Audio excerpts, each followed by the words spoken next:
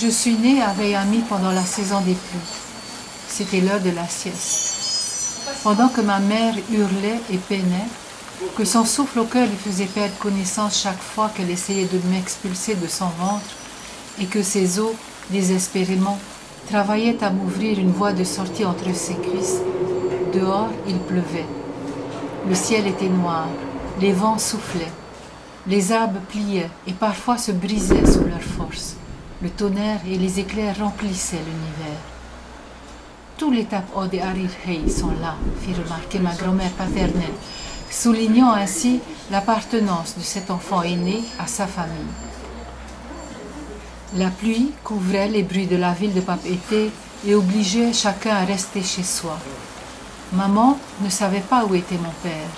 Il avait dit qu'il viendrait plus tard. Lorsque l'enfant serait né, il passerait à l'hôpital.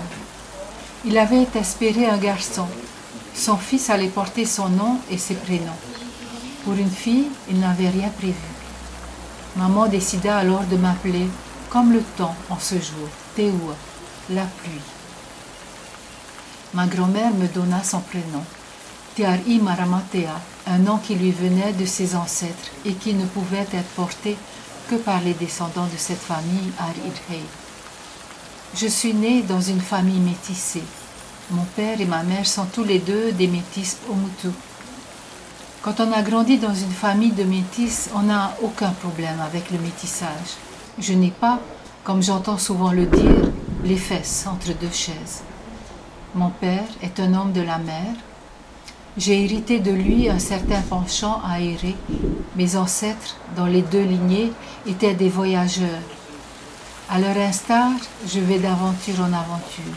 Au jour le jour, je vis. L'inconnu m'attire, le futur et le présent me passionnent, le passé m'ennuie.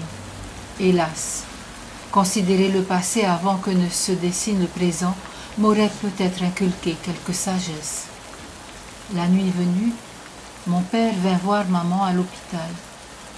Se penchant sur mon berceau, il m'observa un moment. Il contempla cette petite fille à la peau blanche et au crâne chauve et dit « Etamahine, elle est claire, très claire, mais elle est très jolie. » Il ne s'attendait pas à voir un enfant aussi clair et me regardait comme on pourrait regarder un être qui vient d'une autre planète. Il se mit à me toucher les orteils et les doigts de la main.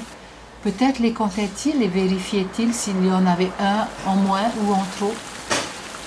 Et ma tamini Tona se hâta de dire maman, attends qu'elle soit réveillée. Tu verras, elle a d'immenses yeux verts.